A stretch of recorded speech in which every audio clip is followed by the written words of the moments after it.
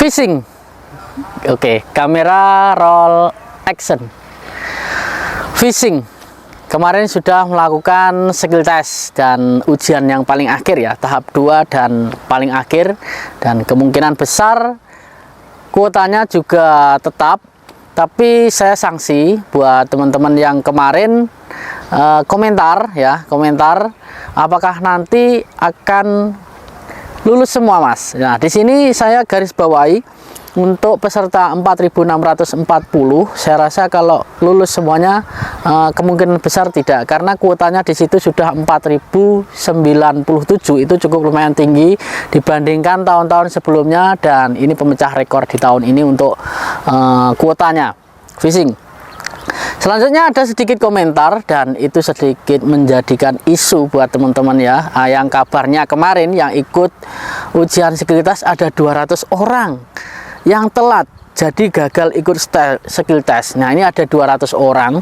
Nah, setelah saya cari informasi berbagai media sosial, dan juga ada beberapa orang yang sudah berada di lokasi di tanggal tersebut, bahkan saya mencari tahu langsung kepada Ordal, orang dalam yang bekerja di BP3MI Semarang ya. Padahal itu saya sudah memberikan atau meyakinkan adanya komentar-komentar ini, namun beliau menanggapi bahwa itu hoax. Kalaupun ada, tidak sampai 200 dan 300 ataupun 300 ya. Di sini ada komentar 200 orang peserta tes skill fishing gagal tanggal 14, 100 tidak hadir, tanggal 17 2 bis telat. Dan saya cari tahu, maksud saya cari tahu itu ternyata hanya 1 ataupun 5 orang yang tidak bisa mengikuti tes, karena ada sesuatu yang tidak bisa diikut sertakan tes skill. Nah, ada juga yang telat 1 atau 2 saja.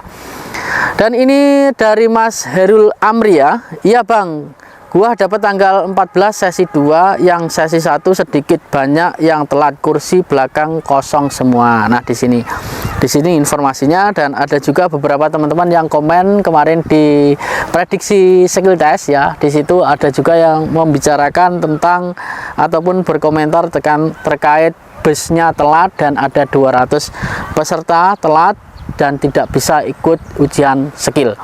Namun di situ saya cari tahu ternyata hanya 5 ataupun 6 orang saja yang bisa yang tidak bisa mengikuti tes skill untuk dalam satu harinya. Dalam satu harinya 1 sampai 5 orang yang tidak bisa mengikuti tes skill. Nah, kemungkinan besar masih ada kesempatan buat teman-teman yang lain yang telat tadi, kemungkinan besar masih ikut tes skill ya, kemungkinan besar teman-teman yang sudah tes skill keluar, dan teman-teman yang telat itu baru saja masuk mengikuti tes skill, dapatkan izin dari HRD Korea, kemungkinan besar seperti itu. Tapi ini ketentuannya tidak tahu lagi, kita lihat aja nanti pesertanya yang lolos berapa. Jika benar ini 200 ataupun 2 bis telat tidak bisa mengikuti ujian skill test, 300 orang yang akan dikeluarkan. Nah, di sini ada 200 dan juga 100 tidak hadir.